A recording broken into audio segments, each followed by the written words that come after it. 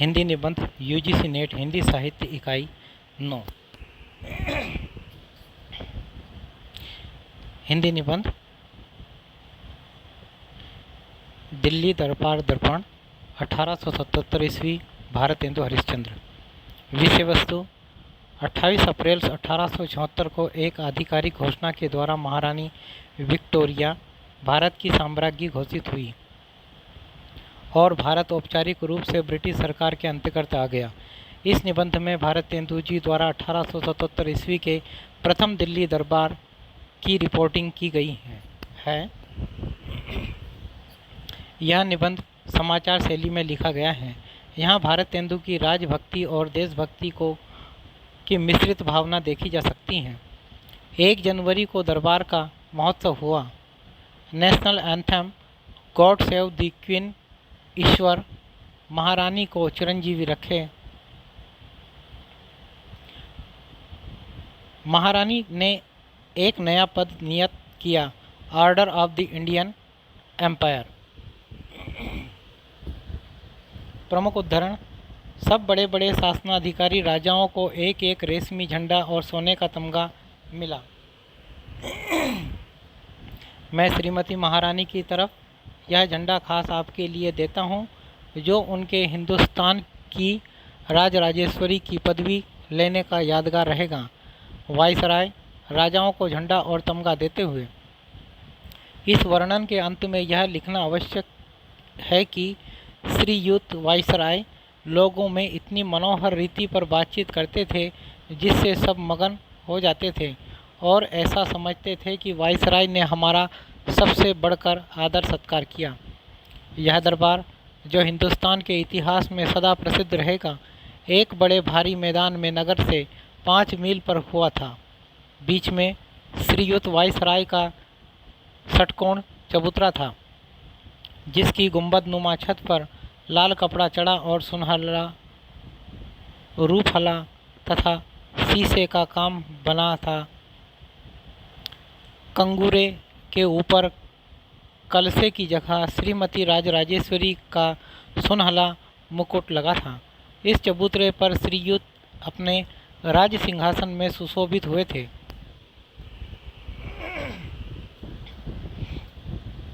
सब मिलाकर 63 शासनाधिकारी राजाओं को इस चबूतरे पर जगह मिली थी, जिनके नाम नीचे लिखे हैं। महाराज आजमगढ़, बड़ौदा, बीजापुर, भरतपुर, चरखारी, दतिया, ग्वालियर, इंदौर, जयपुर, जम्मू, जोधपुर, करौली, किशनगढ़, पन्ना, मैसूर, रीवा, उड़छा, महाराणा उदयपुर, महाराव, राजा अलवर, बूंदी, महाराज राणा झलावर, राणा धौलपुर, राजा बिलासपुर, बमरा, बिरोदा, चंबा, छतरपुर, देवास, धार, फरीदकोट, जींद, खरोद, कुछ बिहार, मंडी, नाभानाहन, राजपीपला, रतलाम, समथर, सुकेत, टिहरी, रावा, जिग्नीटोरी, नौबाब टोंक, पटौदी, मलेरकोटला, लोहारू, जूनागढ़, जोरा, दुजाना, बहाबलपुर, जागीरदार, अलीपुरा, बेगम भोपाल, निजाम हैदराबाद, सरदार कलसिया, ठाकुर साहिब, भावनगर, मुरबी, पिपलोदा, जागीरदार, पालदेव, मीर खैरपुर, महंत कादका, नंदगांव और जाम नवानगर। इस एक्ट में यह भी वर्णन है कि उस नियम के अनुसार जो हिंदुस्तान के उत्तम शासन के हेतु बनाया गया था, हिंदुस्तान के राज का अधिकार जो उस समय तक हमारी ओर से ईस्ट इंडिया कंपनी को सुपुर्द था, अब हमारे निज अधिकार में आ गया और हमारे नाम से उसका शासन होगा। महारानी विक्टोरिया का घोषणा पत्र। सन 1858 ईस्वी की 1 नवंबर को श्रीमती महारानी की ओर से एक इश्तिहार जारी हुआ था जिसमें हिंदुस्तान के रईसों और प्रथा को श्रीमती की कृपा का विश्वास कराया गया था, जिसको उस दिन से आज तक के लोग राज संबंधी बातों में बड़ा अनमोल प्रमाण समझते हैं। वायसराय का संबोधन। हम लोग इस समय श्रीमती महारानी के राजराजेश्वरी की पदवी लेने का समाचार प्रसिद्ध करने के लिए इकट्ठे हुए हैं और यहाँ महारानी के प्रतिनिधि होने के योग्यता से मुझे अवश्य है कि श्रीमती के उस कृपायुक्त को सब पर प्रकट करूं, जिसके कारण श्रीमती ने अपने परंपरा की पदवी और प्रशस्ति में एक पद और बढ़ाया। वायसराय का संबोधन। पृथ्वी पर श्रीमती महारानी के अधिकार में जितने देश हैं, जिनका विस्तार भूगोल के 7वें भाग से कम नहीं है और जिनमें 30 करोड़ आदमी बसते हैं, उनमें से इस बड़े और प्राचीन राज्य के समान श्रीमती किसी दूसरे देश पर कृपा दृष्टि नहीं रखती। वायसराय का संबोधन। वे राजसी घरानों की श्रेणियां, जिनका अधिकार बदल देने और देश की उन्नति करने के लिए ईश्वर ने अंग्रेजी राज को यहाँ जमाया, प्राय अच्छे और बड़े बादशाहों से खाली ना थी, परंतु उनके उत्तराधिकारियों के राज्य प्रबंध से उनके राज्य के देशों में मेल ना बना रह सका। सदा आपस में झगड़ा होता रहा और अधेर मचा रहा। निबल लोग बली लोगों के शिकार थे और बलवान अपने मद के।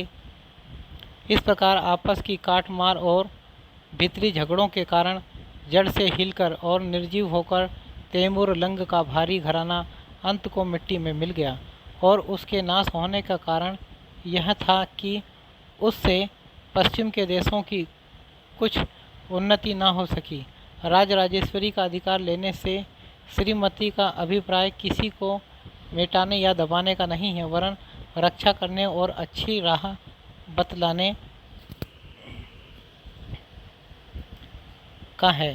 सारे देश की शीघ्र उन्नति और उसके सब प्रांतों की दिन पर दिन वृद्धि होने से अंग्रेजी राज के फल सब जगह प्रत्यक्ष दिखाई पड़ते हैं। आजकल ऐसी राजनीति के कारण जिससे सब जाति और सब धर्म के लोगों की समान रक्षा होती है, श्रीमती की हर एक प्रजा अपना समय निर्विघ्न सुख से काट रखती है।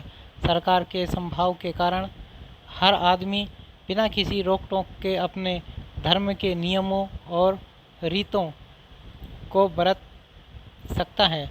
राजराजेश्वरी का अधिकार लेने से श्रीमती का अभिप्राय किसी को मिटाने या दबाने का नहीं है, वरन रक्षा करने और अच्छी तरह राह बतलाने का। कीर्ति के द्वार तब के लिए नहीं खुले हैं, परंतु भलाई करने का अवसर सब किसी को जो उसकी खोज रखता हो मिल सकता है। हिंदुस्तान की सेना के अंग्रेजी और देसी अफसर और सिपाहियों, आप लोगों ने भारी भारी काम बहादुरी के साथ लड़ भिड़ कर सब अवसरों पर किए और इस प्रकार श्रीमती की सेना की युद्ध कीर्ति को थामे रहें। उसका श्रीमती अभिमान के साथ स्मरण करती हैं। श्रीमती इस बात पर भरोसा रखकर कि आगे को भी सब अवसरों पर आप लोग उसी तरह मिलजुल कर अपने भारी कर्तव्यों को सच्चाई के साथ पूरा करेंगे। अपने हिंदुस्तानी राज में मेल और अमन चैन बनाए रखने के विश्वास का काम आप लोगों ही को सुपुर्द करती है। मैं श्रीमती की ओर से और उनके नाम से दिल्ली आने के लिए आप लोगों का जी से स्वागत करता हूं और इस बड़े अवसर पर आप लोगों की उस राजभक्ति का प्रत्यक्ष प्रमाण गिनता हूं जो श्रीमान प्रिंस ऑफ वेल्स के इस देश में आने के समय आप लोगों के दृढ़ रीति पर प्रकट की थी। इन्हीं राजनीति जानने वाले लोगों के उत्तम प्रयत्नों से हिंदुस्तान सभ्यता में दिन दिन बढ़ता जाता है और यही उसके राजकाज संबंधी महत्व का हेतु और नित्य बढ़ने वाली शक्ति का गुप्त कारण है। और इन्हीं लोगों के द्वारा पश्चिम देश का शिल्प, सभ्यता और विज्ञान, जिसके कारण आज दिन यूरोप लड़ाई और मेल दोनों में सबसे बढ़ चढ़कर है। बहुत दिनों तक पूरब के देशों में वहाँ वालों के उपकार के लिए प्रचलित रहेगा, परंतु है हिंदुस्तानी लोग, आप चाहे जिस जाति या मत के हों, यह निश्चय रखिए कि आप इस देश के प्रबंध में योग्यता के अनुसार अंग्रेज़ों के साथ भली भांति काम पाने के योग्य हैं, और ऐसा होना पूरा न्याय भी है। और इंग्लिस्तान तथा हिंदुस्तान के बड़े राजनीतिक जानने वाले लोग और महारानी की राजसी पार्लियामेंट व्यवस्थापकों के ने बार बार इस बात को स्वीकार भी किया है।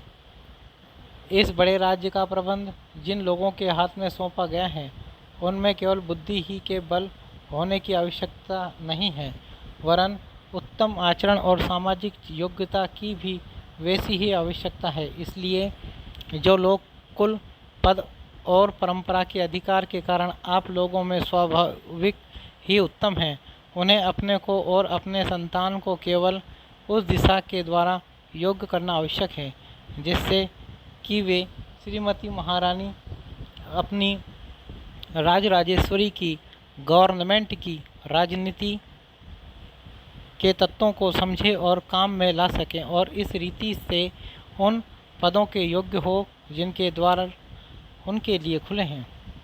राजभक्ति, धर्म, अपक्षपात, सत्य और साहस देश संबंधी मुख्य धर्म है।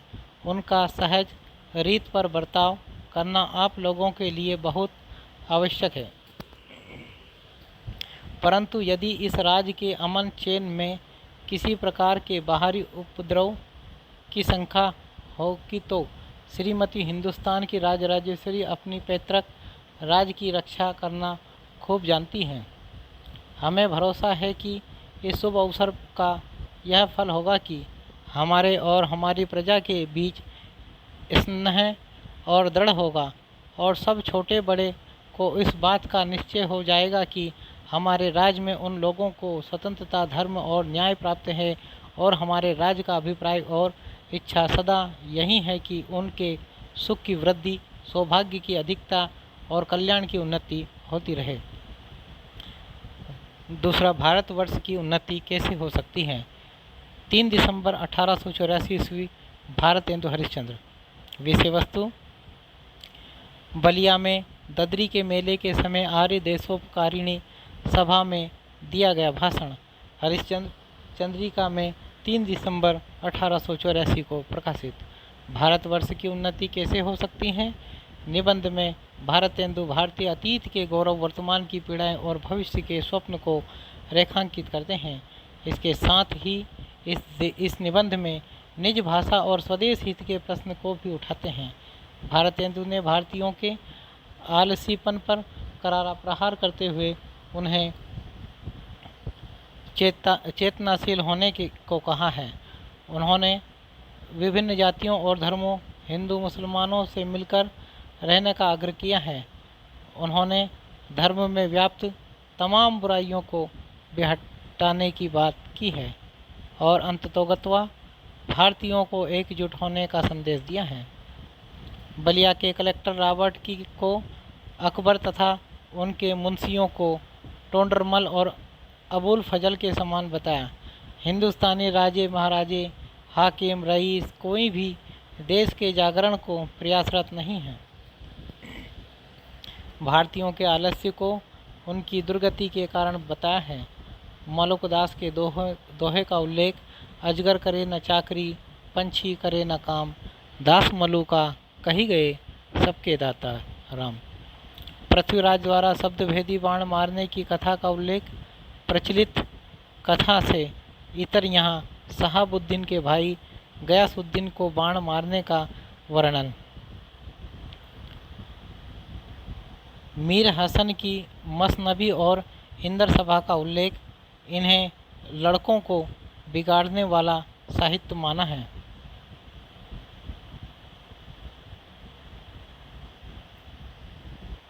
प्रमुख उद्धरण: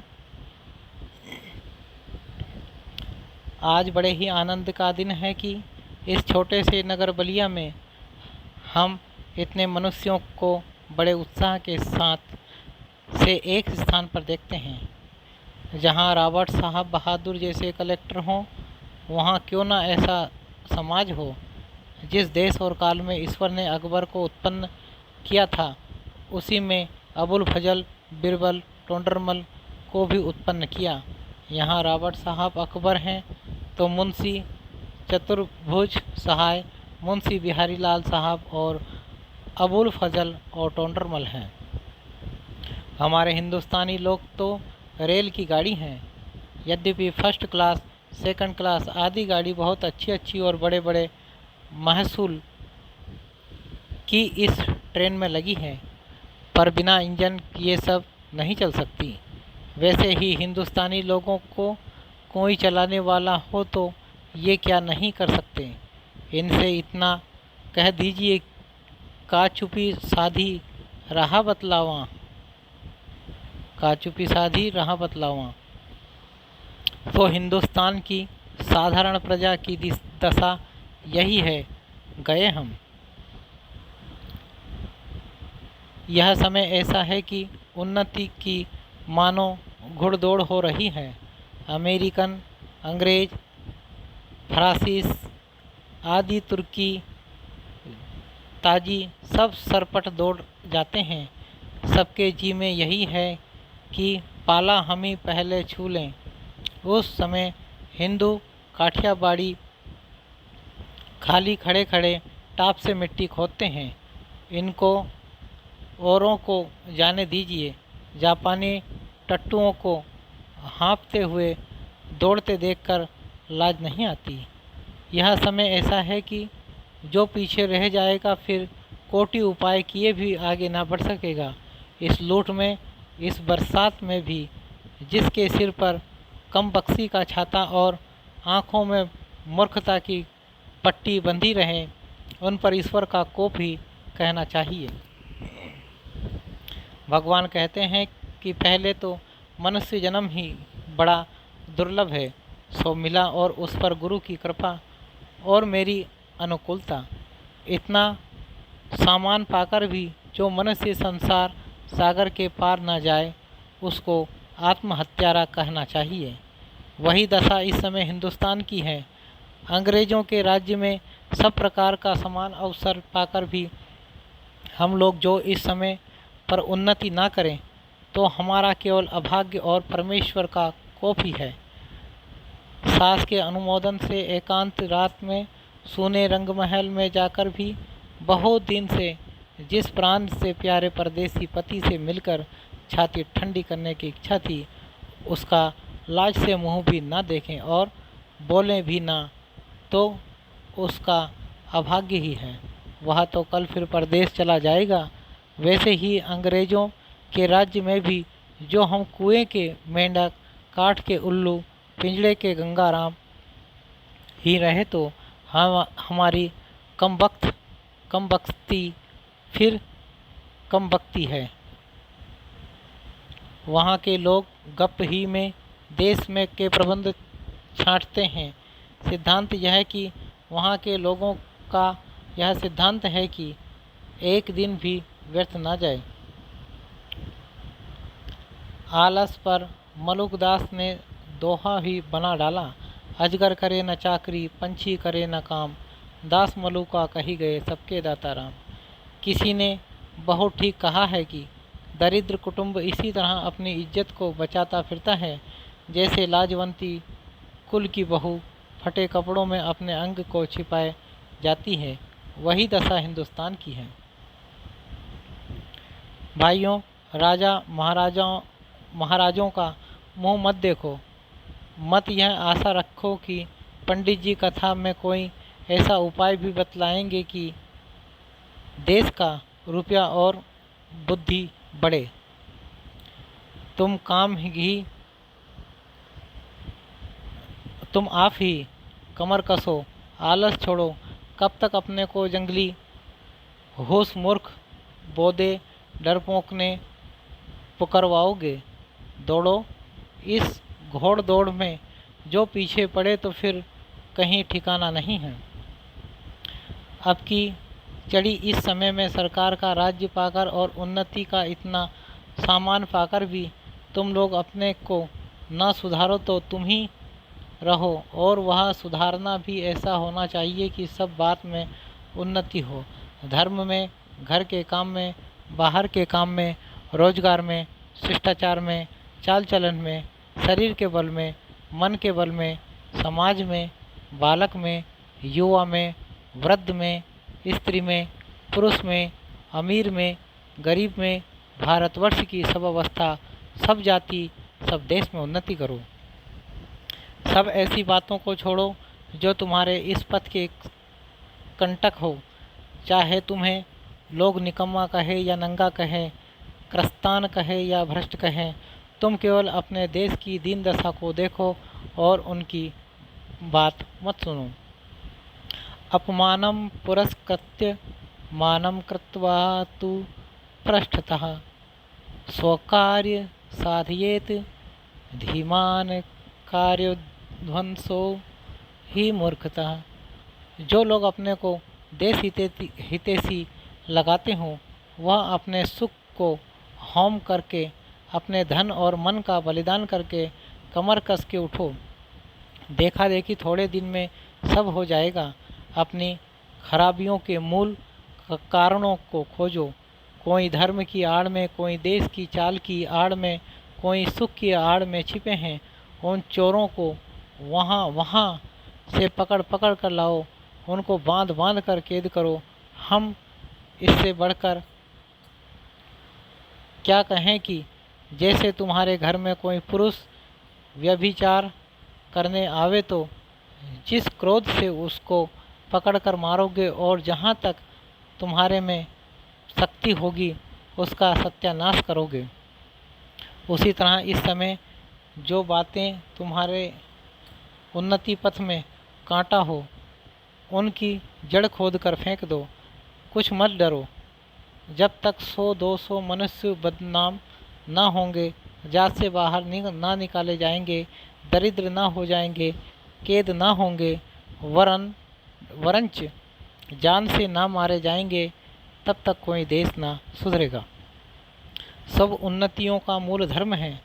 इससे सबके पहले धर्म की ही उन्नति करनी उचित है। देखो, अंग्रेजों की धर्म नीति और राजनीति परस्पर मिली है।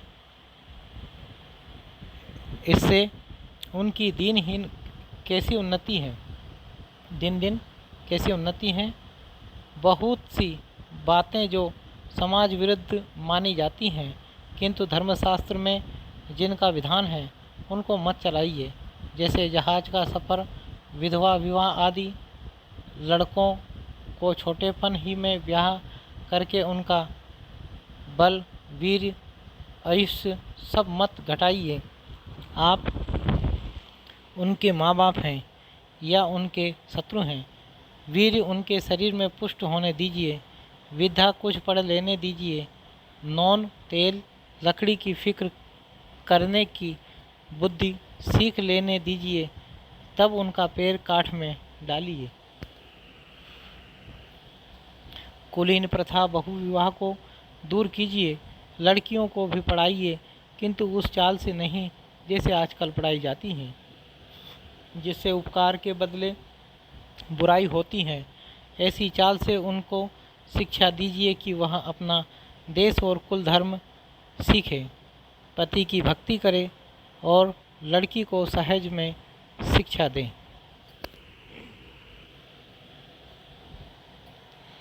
वैष्णव, शाक्त इत्यादि नाना प्रकार के मत के लोग आपस का बैर छोड़ दें। इस समय इन झगड़ों का नहीं। हिंदू, जैन, मुसलमान सब आपस में मिलिए। जाति में कोई चाहे ऊंचा हो चाहे नीचा हो, सबका आदर कीजिए। जो जिस योग्य हो उसको वैसा मानिए। छोटी जाति के लोगों को तिरस्कार करके उनका जी मत तोड़िए। सब लोग आपस में मिलिए। मुसलमान भाइयों को भी उचित है कि इस हिंदुस्तान में बसकर वे लोग हिंदुओं को नीचा समझना छोड़ दें। ठीक भाइयों की भांति हिंदुओं से बर्ताव करें। ऐसी बात जो हिंदुओं का जी दुखाने वाली हो ना करें। भाई हिंदुओं, तुम भी मतांतर का आग्रह छोड़ो, आपस में प्रेम बढ़ाओ, इस महामंत्र का जप करो जो हिंदुस्तान में रहे, चाहे किसी रंग किसी जाति का क्यों न हो, वह हिंदू है। हाय अफसोस, तुम ऐसे हो गए कि अपने निज के काम की वस्तु भी नहीं बना सकते। भाइयों, अब तो नींद से जागो, अपने देश की सब प्रकार उन्नति करो। जिसमें तुम्हारी भलाई हो वैसी ही किताब पढ़ो, वैसे ही खेल खेलो, वैसी ही बातचीत करो। परदेसी वस्तु और परदेसी भाषा का भरोसा मत करो रखो। अपने देश में अपनी भाषा में उन्नति करो। अगला है शिवमूर्ति प्रताप नारायण मिश्र का। विषय वस्तु, शिवमूर्ति निबंध को प्रताप नारायण मिश्र ने उन लोगों के लिए लिखा है जो अपने विचार से ईश्वर के प्रति लगाव रखते हैं और आनंद से भर जाते हैं। इसके अलावा खुद से परे जाकर दूसरों का ही भला सोचते हैं। इस निबंध में कई प्रकार से बनी मूर्तियों के उल्लेख के साथ उनकी सार्थकता पर चर्चा हुई है। सफ़ेद, लाल और काले रंग की महत्ता मूर्तियों से जोड़कर बताई गई है। लेखक ने शैव वैष्णव सामंजस्य की भी कोशिश की है। प्रमुख उदाहरण हमारे ग्रामदेव भगवान भूतनाथ सब प्रकार के अकथ्य अप्रत्यक्ष एवं अचिंत्य है। ठीक यही हाल ईश्वर के विषय में हमारी बुद्धि का है। हम पूरा वर्णन या पूरा साक्षात कर लें तो वह अनंत कैसे, और यदि निरा अनंत मान के अपने मन और वचन को उनकी ओर से बिल्कुल फेर लें तो हम आस्तिक कैसे। सिद्धांत यह है कि हमारी बुद्धि जहाँ तक है वहाँ तक उनकी स्तुति, प्रार्थना, ध्यान, उपासना कर सकते हैं और इसी से हम शांति लाभ करेंगे। जो लोग केवल जगत के दिखाने को या सामाजिक नियम निभाने को इस विषय में कुछ करते हैं, उनसे तो हमारी यही विनती है कि व्यर्थ समय ना बितावें।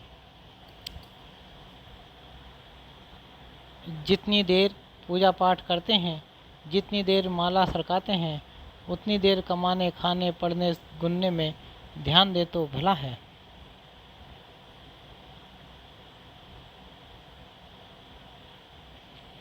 और जो केवल शास्त्रार्थी आस्तिक हैं, वे भी व्यर्थ ईश्वर को अपना पिता बना के निज माता को कलंक लगाते हैं।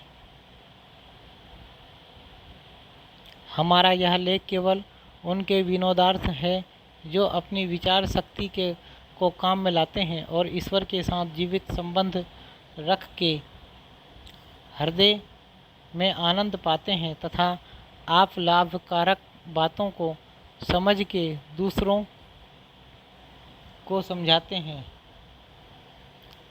मूर्ति बहुधा पाषाण की होती है, जिसका प्रयोग यह है कि उनसे हमारा दृढ़ संबंध है।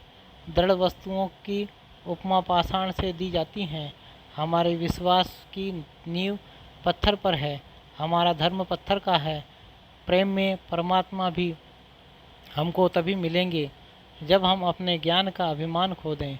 जैसे मिट्टी और जल का अभाव कहीं नहीं, वैसे ही ईश्वर का वियोग कहीं नहीं है।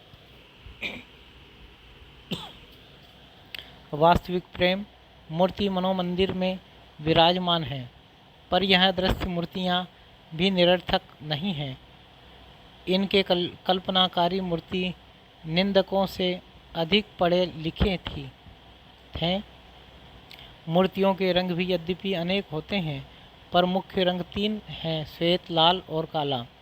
श्वेत, जिसका अर्थ यह है कि परमात्मा शुद्ध है, स्वच्छ है, उसकी किसी बात में किसी को कुछ मेल नहीं है। दूसरा लाल रंग है जो रजोगुण का वर्ण है। ऐसा कौन कह सकता है कि वह संसार भर का ऐश्वर्य किसी और का है। तीसरा रंग काला है, उसका भाव सब सोच सकते हैं कि सबसे पक्का यही रंग है, इस पर दूसरा रंग नहीं चढ़ता। ऐसे ही प्रेम देव सबसे अधिक पक्के हैं, उनकर और रंग क्या चढ़ेगा। अब आकारों पर ध्यान दीजिए। अधिकतर शिव मूर्ति लिंगाकार होती हैं, जिसमें हाथ, पाँव, मुख कुछ नहीं होते।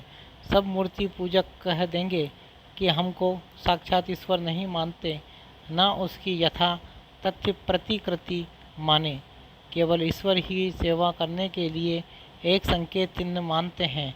यह बात आदि में सेवों ही के घर से निकली है, क्योंकि लिंग शब्द का अर्थ ही चिन्ह है।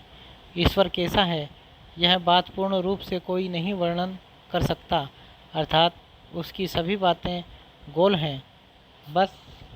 बस जब सभी बातें गोल हैं तो चिन्ह भी हमने गोलमोल कल्पना कर लिया। यह संसार का जाति धर्म है कि जो वस्तु हमारे आसपास हैं उन्हीं पर हमारी बुद्धि दौड़ती है। सिर पर गंगा का चिन्ह होने से यह भाव है कि गंगा हमारे देश की सांसारिक और परमार्थिक सर्वस्व है और भगवान सदाशिव विश्वव्यापी हैं। वास्तव में विष्णु अर्थात व्यापक और शिव अर्थात कल्याण में यह दोनों एक ही प्रेम स्वरूप के नाम हैं। हमारा मुख्य विषय शिव मूर्ति है और वह विशेषतः सेवों के धर्म का आधार है।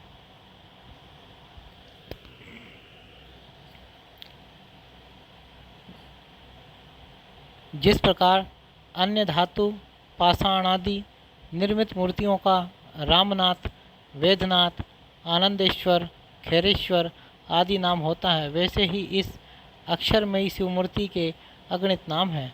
हरदेश्वर, मंगलेश्वर, भरतेश्वर इत्यादि पर मुख्य नाम परमेश्वर है। कोई महा से प्रेम का ईश्वर न समझे। मुख्य अर्थ है कि प्रेम में ईश्वर, इनका दर्शन भी प्रेम चक्षु के बिना दुर्लभ है। जब अपनी अकर्मण्यता का और उनके एक एक उपकार का सच्चा ध्यान जमेगा, तब अवश्य हृदय उमड़ेगा और नेत्रों से अश्रुधारा बह चलेगी। उस धारा का नाम प्रेम गंगा है। उसी के जल से स्नान कराने का नाम महात्म्य है। यह भी स्मरण रखिए कि यदि आपके हृदय में प्रेम है तो संसार भर के मूर्तिमान और अमूर्तमान सब पदार्थ शिव मूर्ति हैं, अर्थात कल्याण का रूप हैं। पाषाण धातु मूर्ति का कहना ही क्या है, स्वयं तुच्छ पदार्थ है, केवल प्रेम ही के नाते ईश्वर है। नहीं तो घर की चक्की से भी गए बीते पानी पीने के भी काम के नहीं।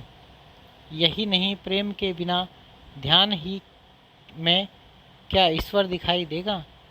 जहाँ तक सहृदयता से विचार कीजिएगा, वहाँ तक यही सिद्ध होगा कि प्रेम के बिना वेद झगड़े की जड़, धर्म बेसिर पैर के काम, स्वर्गे शेख चिल्ली का महल, मुक्ति प्रेम की बहन है। ईश्वर का तो पता ही लगना कठिन है। ब्रह्म शब्द ही नपुंसक अर्थात है और हृदय मंदिर में प्रेम का प्रकाश है, तो संसार शिव में है, क्योंकि प्रेम ही वास्तविक शिव मूर्ति अर्थात कल्याण का रूप है। अगला निबंध है शिव शंभू के चिट्ठे।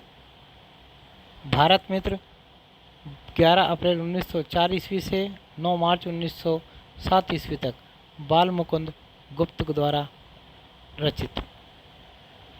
1904 ईस्वी से 1907 ईस्वी के मध्य भारत मित्र में प्रकाशित। इस दौरान भारत मित्र के संपादक स्वयं बाल मुकुंद गुप्त ही थे। व्यंग्य विनोद की सजीव शैली में लॉर्ड कर्जन के शासनकाल में भारतीय जनता की दुर्दशा को प्रकट करने के लिए 8 चिट्ठे लिखे गए। कलकत्ता की शासन व्यवस्था को व्यंग्य के माध्यम से दर्शाया गया है। शिव शंभू के चिट्ठे नामक निबंध में बाल मुकुंद गुप्त ने अंग्रेजी शासन की आलोचना की है। यह निबंध प्रतीकात्मक शैली में लिखा गया है। इस निबंध की शुरुआत स्वप्न के जरिए होती है। चिट्ठे शिव शंभू शर्मा के नाम से लिखे गए हैं। शिव शंभू स्वतंत्र देश का नागरिक है। मन बदलाव के लिए वह भांग का सेवन करता है। 8 चिट्ठे कालक्रमानुसार। पहला बनाम लॉर्ड कर्जन। बुलबुलों के बारे में एक सपने से शुरू। लॉर्ड कर्जन का 5 वर्ष का कार्यकाल पूरा। इस अवधि में सिर्फ 2 काम गिनाने लायक हैं। विक्टोरिया मेमोरियल हॉल का निर्माण, दिल्ली दरबार का आयोजन। दूसरा, श्रीमान का स्वागत। लॉर्ड कर्जन को अपना कार्यकाल पूरा करने के बाद दूसरी बार 2 वर्ष के लिए वायसराय नियुक्त किया गया। लॉर्ड कर्जन के पुराने कारनामों का व्यंग्यमयी भाषा में उल्लेख, भाग्यवादी विवश लाचार भारतीयों की तटस्थ वृत्ति पर गहरे प्रहार। तीसरा, वायसराय का कर्तव्य। जनता के प्रतिनिधित्व का दावा पेश करते हैं। 1858 के महारानी के घोषणा पत्र को भारतवर्ष के लिए फौलादी दीवार की संज्ञा दी, जिसे भारतवासी अपना रक्षक समझते हैं। चौथा, पीछे मत फेंकिए। लॉर्ड कॉर्नवालिस से लॉर्ड कर्जन की तुलना। रावण का स्मरण। अंग्रेजों और कर्जन के प्रभुत्व वर्णन में। पांचवा, आशा का अंत। कर्जन के दूसरी बार वायसराय बनने पर भारतीयों की जो उम्मीदें थी वह उनके बम्बई के पहले भाषण से ही समाप्त हो गई। भारतीय जलवायु और नमक की अजब तासीर का वर्णन। कर्जन ने अकाल को अनदेखा कर दिल्ली दरबार आयोजित किया। बहुत से पदों को अंग्रेजों के लिए आरक्षित किया। महारानी विक्टोरिया को भारतीय माता तुल्य समझते हैं। उनके पुत्र महाराज एडवर्ड के प्रति लोगों का भक्तिभाव है। छठवां, एक दुरासा। शासन तंत्र की जनता से दूरी का रेखांकन। शासक और शासित के बीच जीवित संपर्क की हिमायत। ग्वालों का कृष्ण के यहाँ होली खेलने जाने का उल्लेख। चलो आज खेलें होली कन्हैया घर गीत के मार्फत। सातवां, विदाई संभाषण। जंगी लॉर्ड किचनर से विरोध तथा त्यागपत्र की स्वीकारोक्ति के बाद कर्जन के शासन का अंत। सर्वशक्तिमान होने के बावजूद सत्ता के साथ शासक का संबंध अस्थायी ही होता है। नर सुल्तान नामक राजकुमार की कथा का उल्लेख, जिसके गीत गाए जाते हैं। आठवां, बंग विच्छेद। 16 अक्टूबर 1905 को बंगाल का विभाजन। सत्ता की जन विरोधी नीतियों की असफलता का जयघोष। तुगलक के राजधानी बदलने के फैसले से तुलना। प्रमुख उदाहरण बनाम लॉर्ड कर्जन।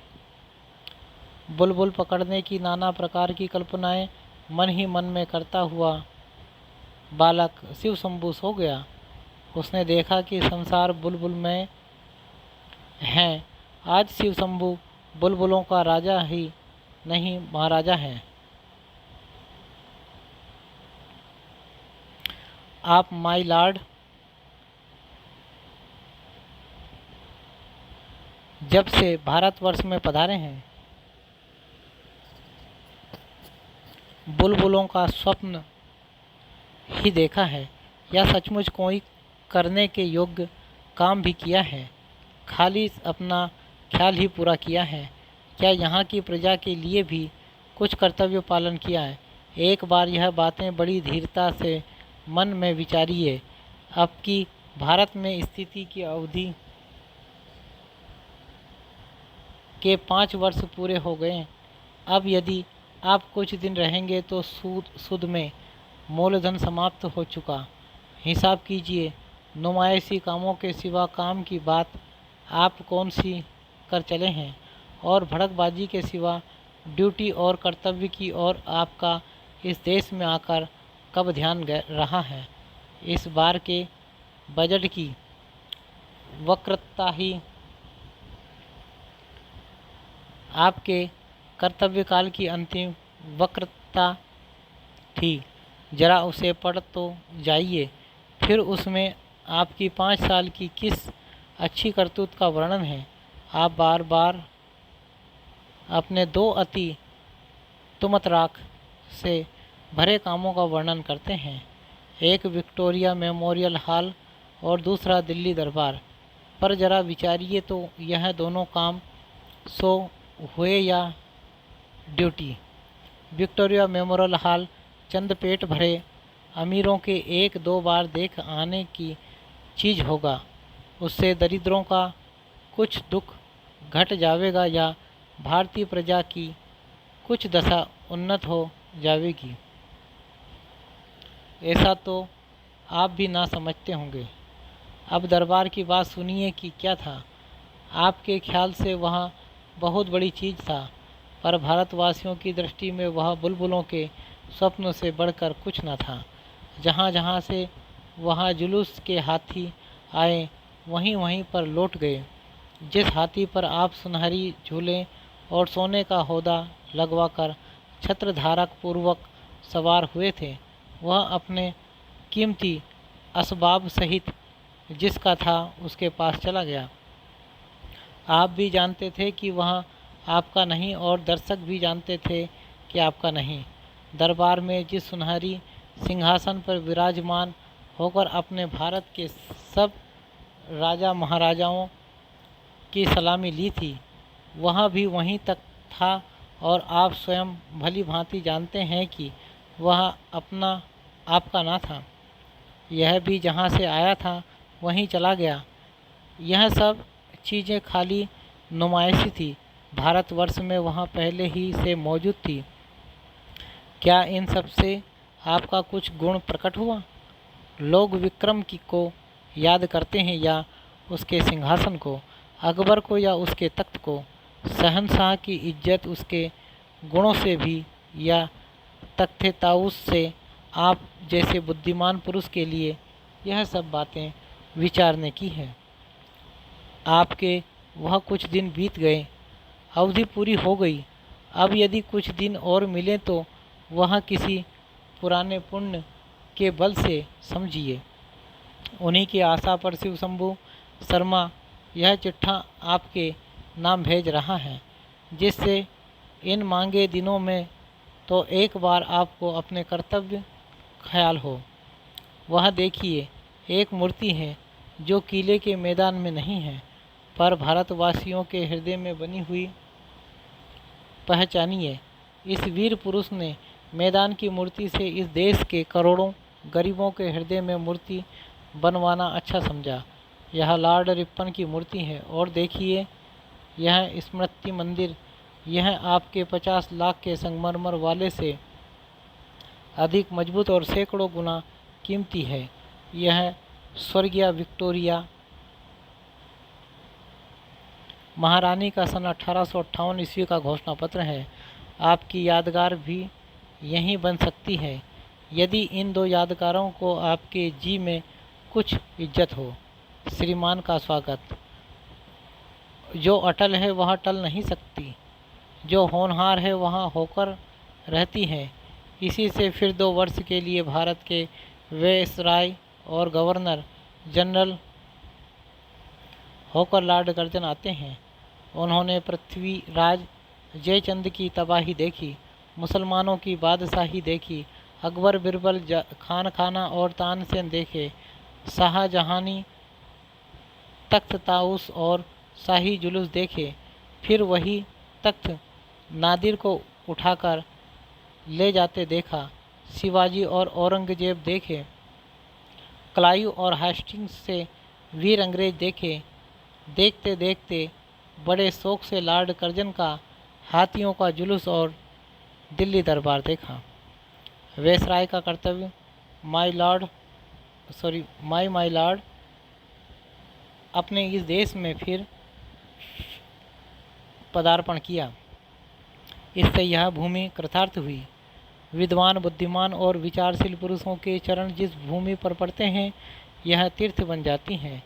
आप में उक्त 3 गुणों के सिवा चौथा गुण राजशक्ति का है, अतः आपके श्री चरण स्पर्श से भारत भूमि तीर्थ से भी कुछ बढ़कर बन गई।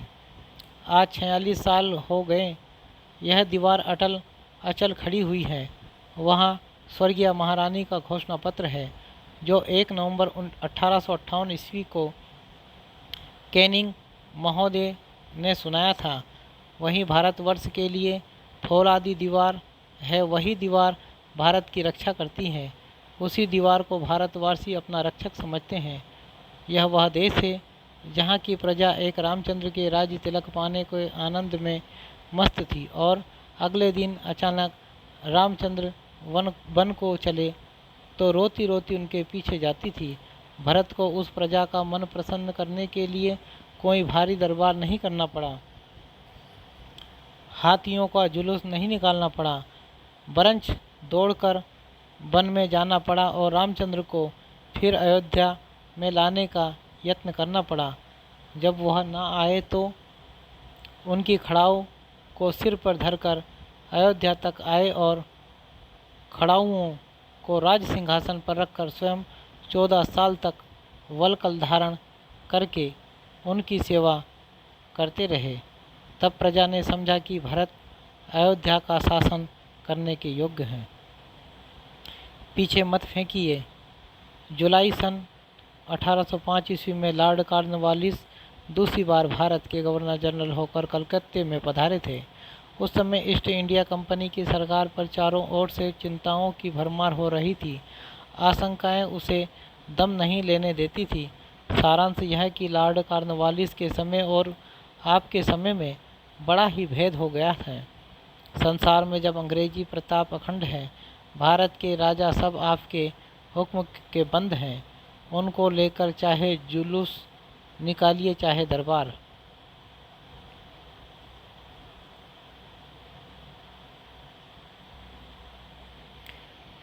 बनाकर सलाम कराइए उन्हें, चाहे विलायत भिजवाइए चाहे कलकत्ते बुलवाइए।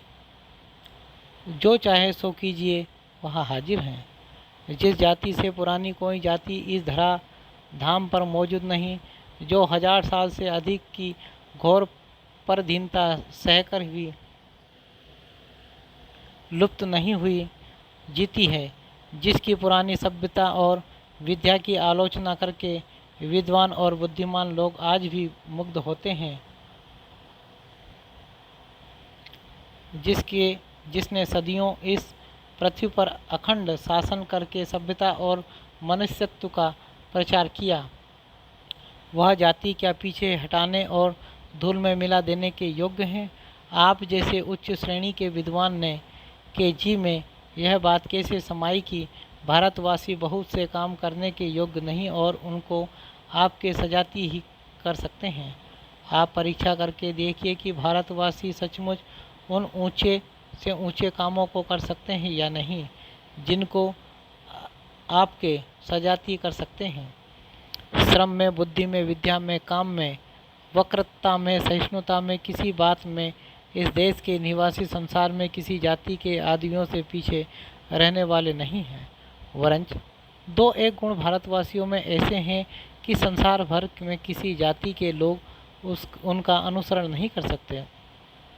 हिंदुस्तानी फारसी पढ़ के ठीक फारसी वालों की भांति बोल सकते हैं, कविता कर सकते हैं। अंग्रेजी बोलने में वह अंग्रेज़ों की पूरी नकल कर सकते हैं, कंठ तालु को अंग्रेजी के सादृश्य बना सकते हैं, पर एक भी अंग्रेज ऐसा नहीं है जो हिंदुस्तानियों की भांति साफ हिंदी बोल सकता हो। किसी बात में हिंदुस्तानी पीछे रहने वाले नहीं हैं। हाँ, 2 बातों में वहाँ अंग्रेज़ों की नकल या बराबरी नहीं कर सकते हैं। एक तो अपने शरीर के काले रंग को अंग्रेज़ों की भांति गोरा नहीं बना सकते और दूसरे अपने भाग्य को अपने भाग्य में रगड़कर बराबर नहीं कर सकते। किंतु इस संसार के आरंभ में बड़ा भारी पार्थक्य होने पर भी अंत में बड़ी भारी एकता है। विक्रम, अशोक, अकबर के यह भूमि साथ नहीं गई। औरंगजेब, अलाउद्दीन इसे मुट्ठी में दबा कर नहीं रख सके। महमूद, तैमूर और नादिर इसे लूट के माल के साथ ऊँटों और हाथियों पर लाद कर ना ले जा सके। आगे भी यह किसी के साथ ना जावेगी, चाहे कोई कितनी ही मजबूती क्यों ना करे।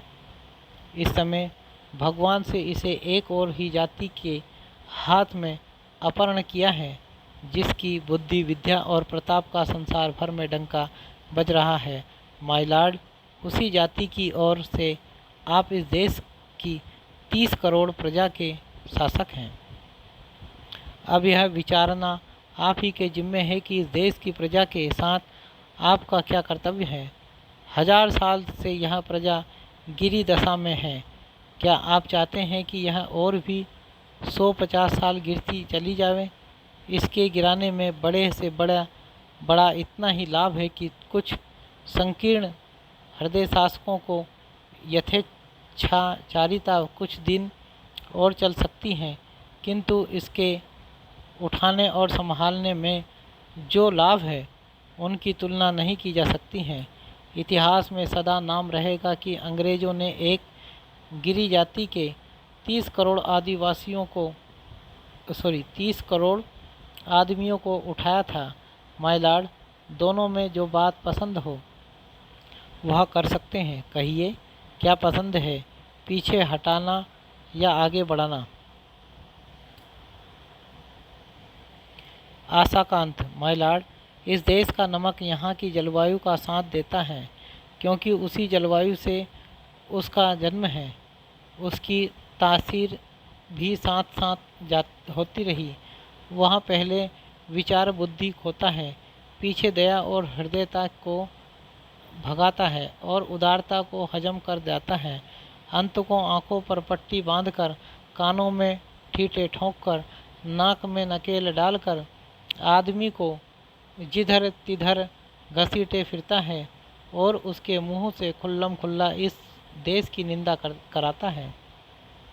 आदमी के मन में वह यही जमा देता है कि जहाँ का खाना वहाँ की खूब निंदा करना और अपनी सेखी मारते जाना। हम लोग उस नमक की तासीर से बेअसर नहीं हैं, पर हमारी हड्डियाँ उसी से बनी हैं। इस कारण हमें इतना ज्ञान रहता है कि हमारे देश के नमक की क्या तासीर है। हम लोग खूब जानते थे कि यदि श्रीमान कहीं दूसरी बार से आ गए तो एकदम नमक की खान में जाकर नमक हो जावेंगे। इसी से चाहते थे कि दोबारा आप ना आवें, पर हमारी पेश ना गई। आप आए और आते ही उस नमक की तासीर का फल अपने कौंसिल और कॉन्वोकेशन में प्रकट कर डाला। एक दुरासा तो भी इतना संदेश भंगड़ शिव शंभू शर्मा अपने प्रभु तक पहुंचा देना चाहता है कि आपके द्वार पर होली खेलने की आशा करने वाले एक ब्राह्मण को कुछ नहीं तो कभी कभी पागल समझकर ही स्मरण कर लेना। वह आपकी गूंगी प्रजा का एक वकील है, जिसके शिक्षित होकर मुंह खोलने तक आप कुछ करना नहीं चाहते। विदाई संभाषण। बिछड़न समय बड़ा करुणोत्पादक होता है, बड़ा पवित्र, बड़ा निर्मल और बड़ा कोमल होता है। वैर भाव छूटकर शांत रस का आविर्भाव उस समय होता है। कृपा करके बताइए, क्या कर्तव्य आप इस देश की प्रजा के साथ पालन कर चलें? क्या आंख बंद करके मनमाने हुक्म चलाना और किसी की कुछ न सुनने का नाम ही शासन है? क्या प्रजा की बात पर कभी काम न देना और उसको दबाकर उसकी मर्जी के विरुद्ध जिद से सब काम किए चले जाना ही शासन कहलाता है? बंग विच्छेद। गत 16 अक्टूबर को बंग विच्छेद या बंगाल पार्टीशन हो गया। पूर्व बंगाल और आसाम का नया प्रांत बनकर हमारे महाप्रभु माय लॉर्ड इंग्लैंड के महान राजप्रतिनिधि का तुगलकाबाद आबाद हो गया।